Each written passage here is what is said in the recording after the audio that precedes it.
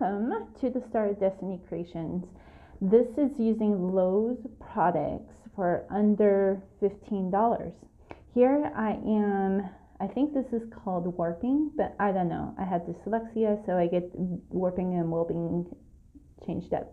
But anyways, you want to connect all of these together all the way to the end, to the knot, and then take it all off and measure it. And then you have your measurements for each time.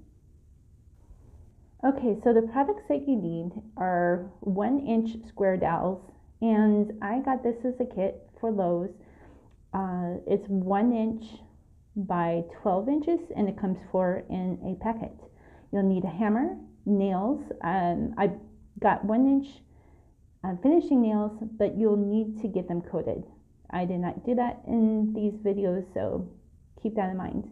You'll need a drill with drill bits to pre-drill drill holes.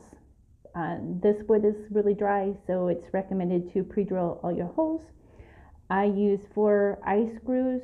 That's for the side of your loom to keep things straight. I do believe I use 3/8 inch by probably like 3/4 of an inch long. You'll need, I do believe 8 corner brackets. No, that would be 4 corner brackets to put on the corners to keep your loom nice and straight. You'll need a ruler to measure with, a pencil, and 2 1/4 inch by 12 inch round dowels. Alright, so you want to measure where your corner brackets are going. Now when you assemble this is going to put the top over the bottom and the corner, so it will be like a T. You want to keep the top and the bottom piece on the outside edges, and then you want to pre-drill your holes for your brackets. Now the L brackets, I got them, they were flat, they go on the inside of your loom. I got this instead because I thought this would be stronger for when you put your the warping and the welping pieces of fabric together, because it will get tight as you use it. So that is what I'm doing. Now this was recorded this summer, and all the pieces that I purchased for this video was actually $10 and under, but because of the prices right now, all the prices are a little bit more. So I think for the dowels, I don't remember if it comes with 12 1/4 inch by 12 inch.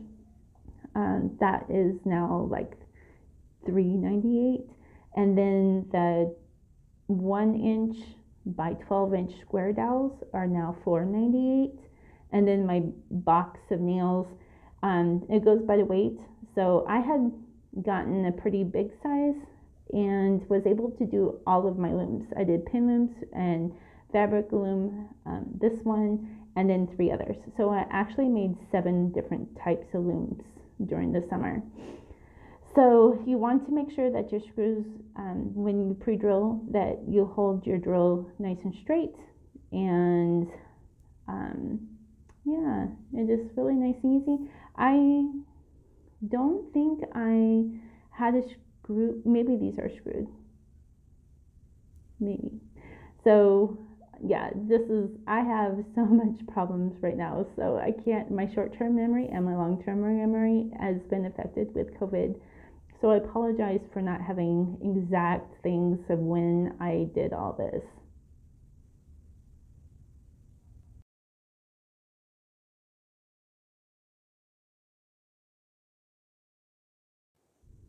So now that everything is pre-drilled, I am actually assembling the corner brackets, and I zoomed in for you all so that you can see how this is done.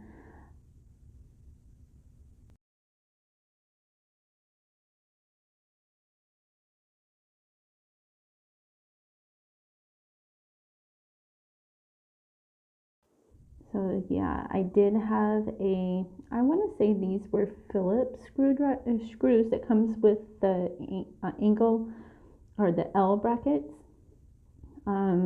They were 4 to 1 bracket, so you had to make 16 holes all around the border.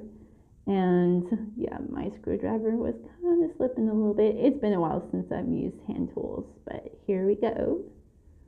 I'm doing the first one.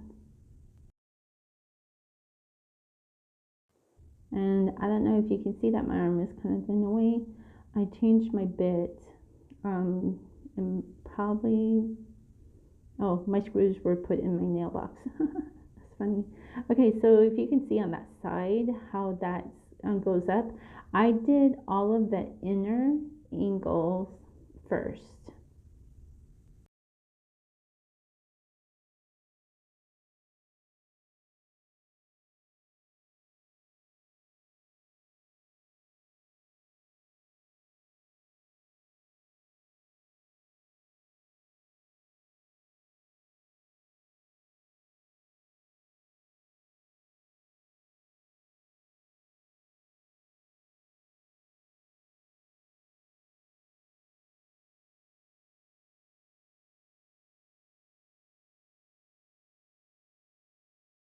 So I had to go and get my hammer and hammer down my screws so that the screw heads stayed flat. So kind of went primitive style here. So once you get all of your angles together, then you put it all together and nice and tight. Now I am measuring. So what I'm measuring is the top and the bottom of the T. So remember when I said that that had to be on the top and the bottom had to be on the bottom. So I am measuring every 1/4 inch from the inside of the frame to the outside. Now I'm not changing the frame upside down at all, because if you do that, then your measurements may be off. So changing out my drill bit to pre-drill every 1/4 inch right in the middle of the 1 inch square dowel. Oh look, I never knew I could do this so fast.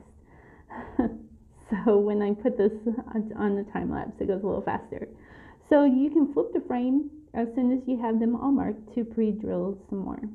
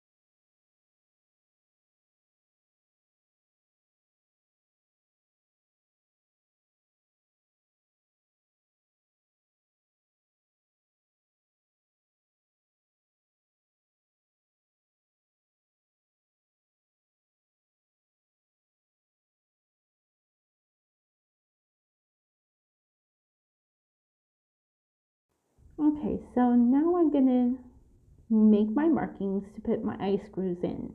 The whole idea of the eye screws is to put some sort of barrier. Some use like a metal tie rod. I didn't have enough money to get or machinery to cut a metal, so I just used the 1/4 inch by 12 inch rods. Now you only need it to go where you are putting this down, where the fabric falls. So how I measured this was I cut it in half, split the difference in half, and then measured in half again. And I pre-drilled all of my screws and then tightened them as tight as I could. And I also used a dowel to tighten them some more. Now I don't think these were much longer than 3/4 of an inch long. You can probably use a 1/2 inch. So I made sure that all the eyes faced towards each other so that the dowel would fit down in there. Oh, another thing I will update this is that you'll need binder clip. 2 binder clips in between one of the eyes on each side will keep that in place.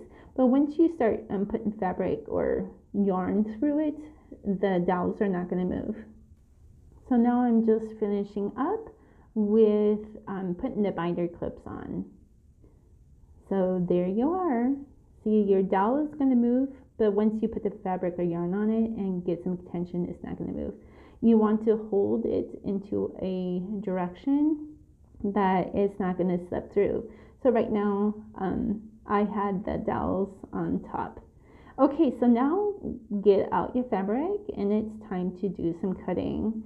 So you can cut your materials from 1 inch up to 3 inches, depending on how wide and how big your loom is. And this is everything I have cut and ready to go.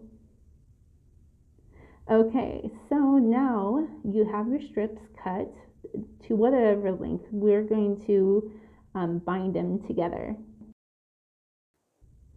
So now you're going to fold the strip in half and in half again, just on the end, about 1 inch to 3/4 of an inch, and you're just going to make one slit. On the other strip, you're going to do the same thing. This will be the ends and the beginning of each strip and how we connect them. Now you may have to cut the slits a little bit bigger, a little bit longer, in order for your strip to fit. So you want to put I had to make this a little bigger. Once you get into this, you kind of know how big it is. So you want to put the next strip on top of the old strip, the one that you're working strip. You want to put it in through the back and pull to form your knot. Now you can also do this till you have enough, or you can actually sew the connections together. That's where my mind was going. So in the beginning of this video, I said that you can pre-measure this loom so that you know exactly how many inches it is. I don't have access to this loom right now, so if someone who has built this to this size and dimension, it's probably like 11 by 12 inch, because you have to take in the measurements on the sides in order for this to get taken. So if you have made this, let me know. All right, to get started, you want to make a knot to form a loop. And on this loop, you want to get it kind of tight and start from one peg, the peg that is furthest away. So it would be in number 1 top, number 1 bottom. And you want it tight enough, and here I'm making this so that you can see. You want it tight enough so that it has really good tension. So then you go up to the second peg and then down to the second peg on the bottom, keeping a really nice tension. I tend to fold my fabric as I go so that it stays really nice and ready to, I know, it just, for visually, it just looks nice. So you want to continue on this way until you are all the way to the end, and then I'll be back to show you the rest.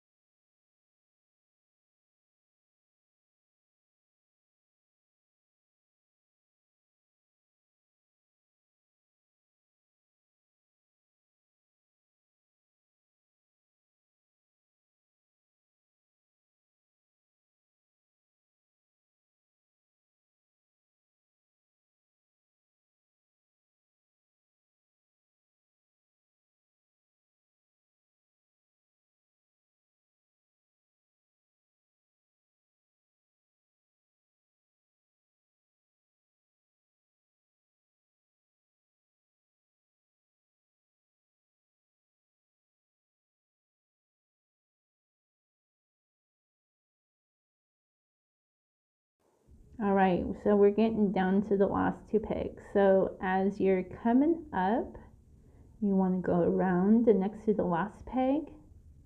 You want to come down to the end, and then you're going to make another loop up to the top and then down. This is where you're going to tie it off. I tie it off on the bottom again, and then I make a loop like we did in the beginning, exactly the same. So you want to tie it into a knot, and then you want to pull it so it stays tight. You want to cut off the remainder of the fabric that sticks out. I tend to wrap mine, but if it's too long, you can cut it to about an inch, and then it will be weaved in together. And then that's how you warp it.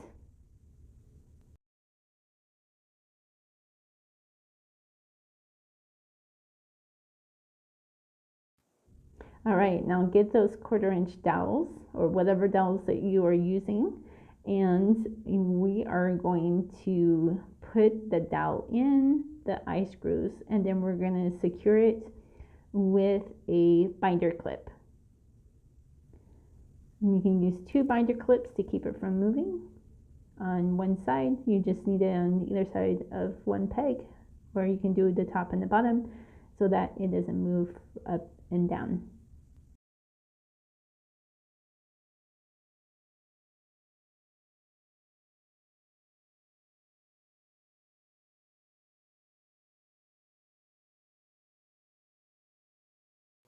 All right, now it's time for the fun stuff, and that is getting the rest of your fabric. So you get whatever colors of fabric that you want. So here there is a couple of different ways that you can start weaving this. You can go in between every single half of your loop on the bottom, or you can go every 2 loops, because in the end I'll show you how to secure all of your ends so that it stays together. So I tend to keep my fabric nice and tight towards the bottom. This is really good for tactile things for your brain. I did a lot of things knowing that I have a very short-term memory since having long-term COVID. Still have COVID,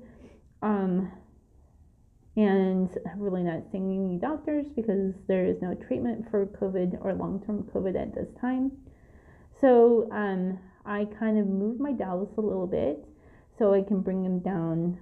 Now you want to bring that first weave all the way down to the bottom, and there you are. Now I tend to, when I think this is the whelping process. If I'm wrong, please make a comment down below of this video. I tend to work as I go, and because I'm kind of particular in how I like my colors and the color schemes, but I always try to make sure that the color is up. So I tend to fuss maybe a lot more than what I need to. Now when you come to an end, you want to use the dowel as part of a loop. So see how I looped around the dowel, and then I'm going to pull the weave on the other side kind of tight.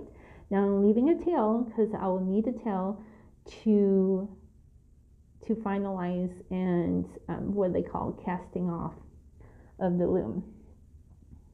So I am going to go ahead and feed it. So I don't know what I was thinking back then, but this is my process.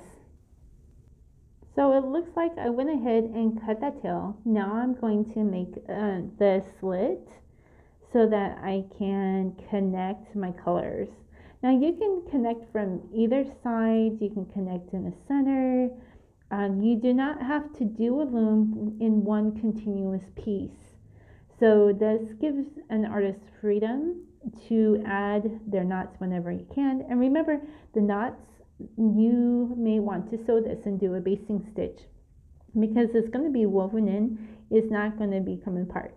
A lot of people also, instead of cutting their strips, like I cut mine, you can also tear. But I don't like messing with all those strings, so I tend to just cut. So there is definitely a process in all this. So now I'm trying to figure out how to do the next one. So I go under this dowel, and then I'm going to feed every other one that is not part of the loops that I did before. So here I'm going under the dowel, and then I will go over where you see there's no fabric on top of that loop, and then I will go every other one until I get to the end. So I'm having a brain thing.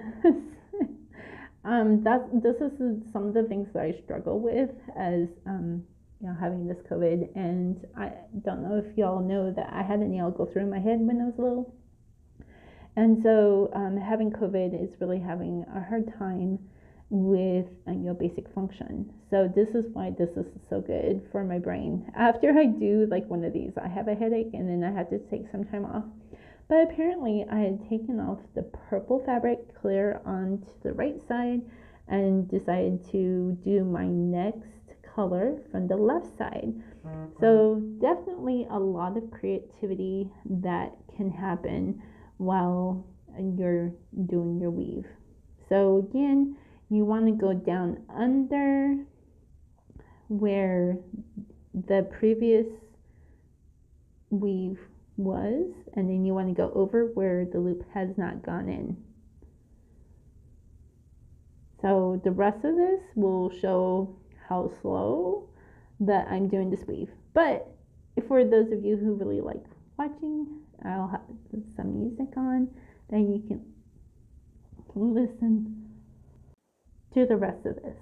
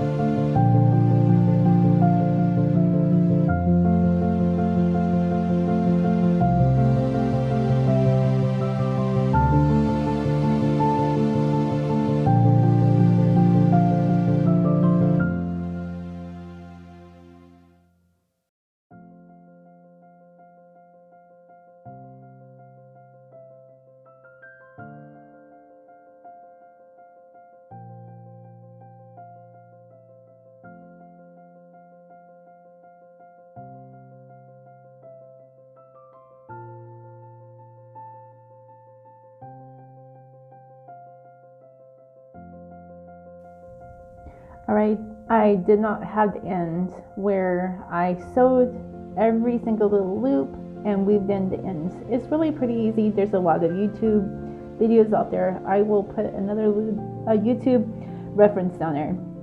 So these will make really great hot pads, cat beds, lining for the carriers, If you use 100% cotton like I do in my fabric for quilting, these are all my quilting fabrics that I cut. These will retain heat. They're easy. I always pre-wash my fabrics so they don't have much shrinkage. Very tactile. If anyone is suffering from the things I'm going through with my brain, such as myself, please let them know that this is something that they can do with little to no help. Yeah, I fumbled a lot in this video, but that's just how my brain is working these time of days. So thank you so much for watching. Feel free to subscribe and see you next time.